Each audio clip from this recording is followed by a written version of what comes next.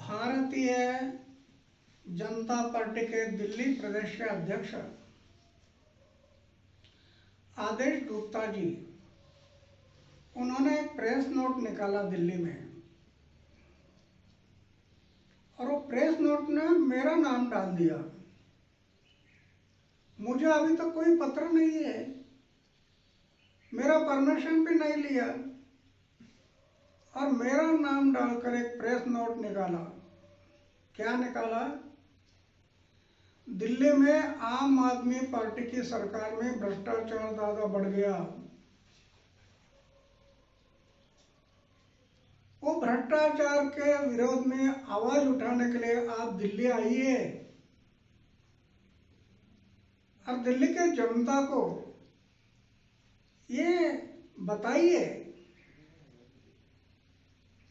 कि कैसे भ्रष्टाचार बढ़ गया है। मैं उनको लेटर लिखा।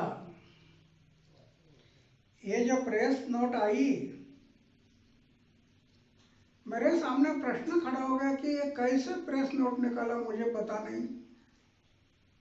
तो मैं उनको एक पत्र लिखा, और उस पत्र में मैंने लिखा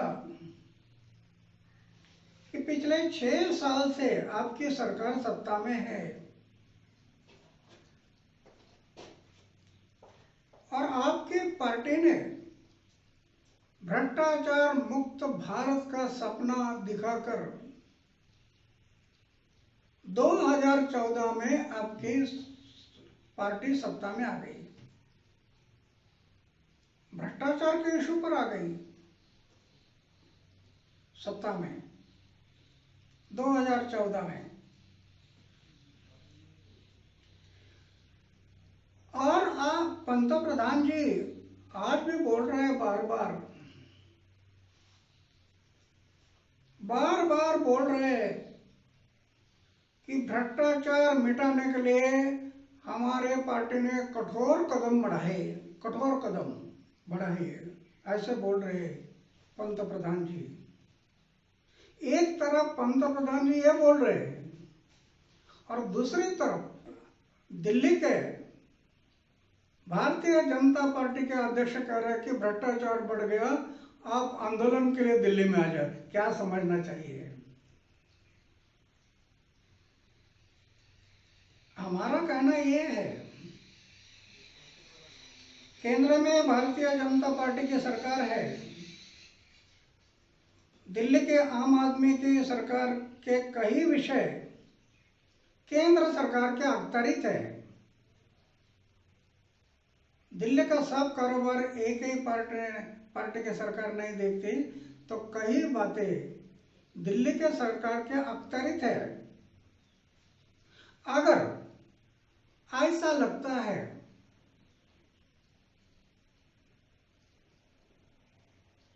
बीजेपी प्रदेश अध्यक्ष जो बोल रहे हैं भ्रष्टाचार बढ़ गया, ऐसे लगता है तो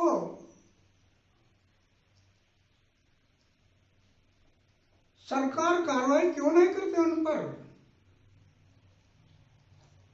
अगर आपका कहना है कि ये आम आदमी पार्टी में भ्रष्टाचार बहुत बढ़ गया और आपने मेरे पत्र में लिखा भी है इतने लाख का, इतना करोड़ का, इतने, अरे ये जब आप मुझे बता रहे हैं सरकार आपकी है, केंद्र में आपकी सरकार है, दिल्ली के कुछ बातें आपके सरकार के कार्य क्षेत्र में आते हैं, तो आप कठोर कार्रवाई क्यों नहीं करते उनके ऊपर?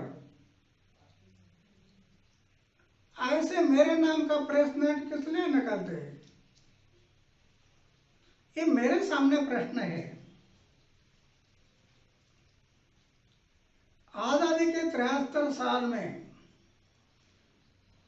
कई पक्ष और पार्टी आई और गई। 73 साल बीत गए आजादी के, कई पार्टियां आई और गई, लेकिन प्रजासत्ताक का अनुभव अभी भी जनता को नहीं आ रहा है कि मैं प्रजासत्ताक में हूं। मेरी सत्ता है, ऐसा किसी को नहीं लगता है। हमें ऐसा लगता है देश में सही परिवर्तन सिर्फ सत्ता बदलकर नहीं होगा। जब तक व्यवस्था परिवर्तन नहीं होगा तब तक सत्ता परिवर्तन नहीं होगा।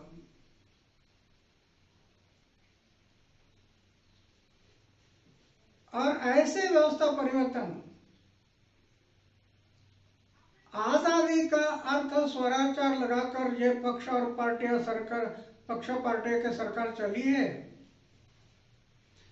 ऐसे व्यवस्था परिवर्तन आजादी का अर्थ स्वराचार लगाकर जो पक्ष और पार्टियां की सरकार चल रही है, उन पर समाज और देश की सोच करने वाले समझदार लोगों का प्रेशर ग्रुप बनना जरूरी है।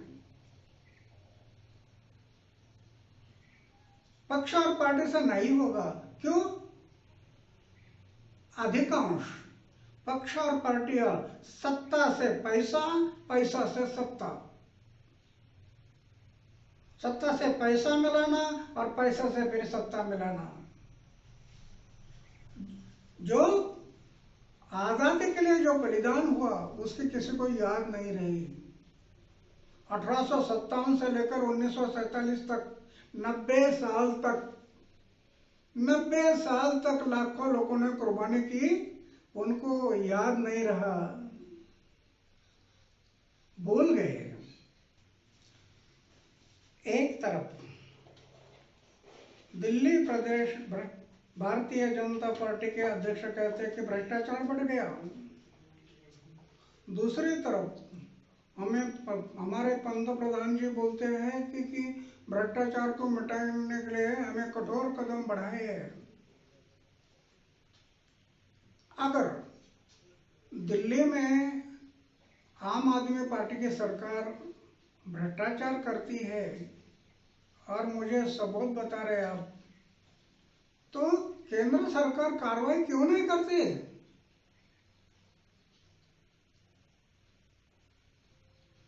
क्योंकि आम आदमी के बहुत से काम केंद्र सरकार के अंडर में आते हैं। कठोर कार्रवाई करना चाहिए। मेरे जैसे फकीर आदमी को दिल्ली में बुलाकर आंदोलन करने के लिए बताना कहां तक ठीक है?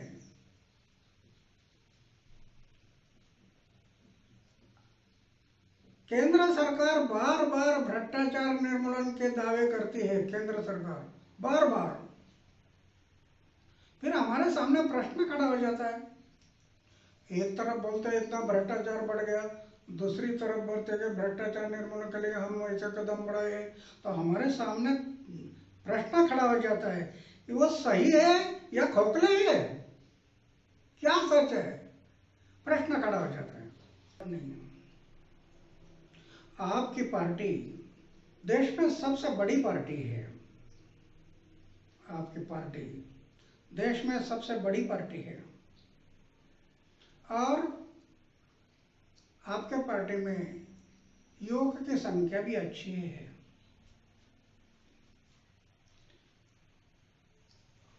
मैं एक युवक था। एक युवक कितना काम कर सकता है? आपके पास इतने युवक है और भारतीय जनता पार्टी के प्रदेश अध्यक्ष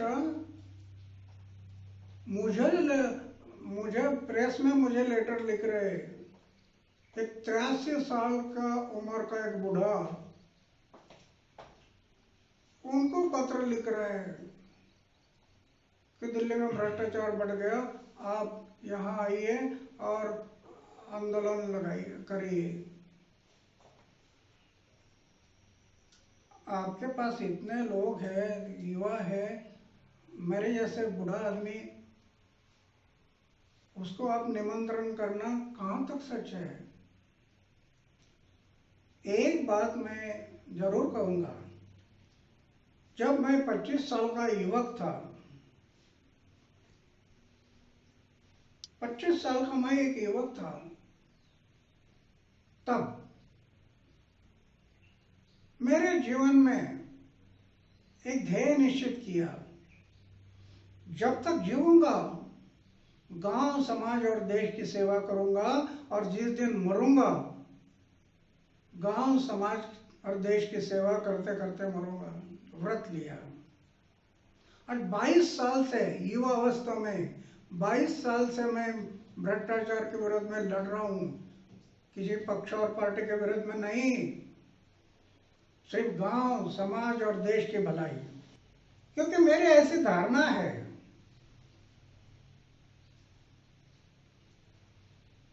पक्ष और पार्टी से इस देश को उज्जवल भविष्य नहीं मिलेगा। क्योंकि हर पक्ष और पार्टी में हम देख रहे हैं, सत्ता से पैसा, पैसा से सत्ता, सत्ता से पैसा, पैसा से सत्ता। बलिदान की याद नहीं। लाखों लोगों ने कुर्बानी की 1857 से 1947 तक, उनकी याद नहीं रहा। इसके कारण मुझे ऐसा लगता है, पक्ष और पार्टी से देश को उज्जवल भविष्य नहीं मिलेगा। और सिर्फ सत्ता परिवर्तन करके देश में सही परिवर्तन नहीं आएगा। सही परिवर्तन लाना है तो व्यवस्था परिवर्तन, ये बहुत जरूरी है। व्यवस्था परिवर्तन वो जरूरी है।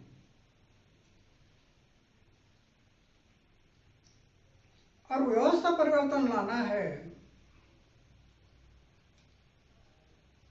तो हम लोग जैसे 2011 का आंदोलन देखा,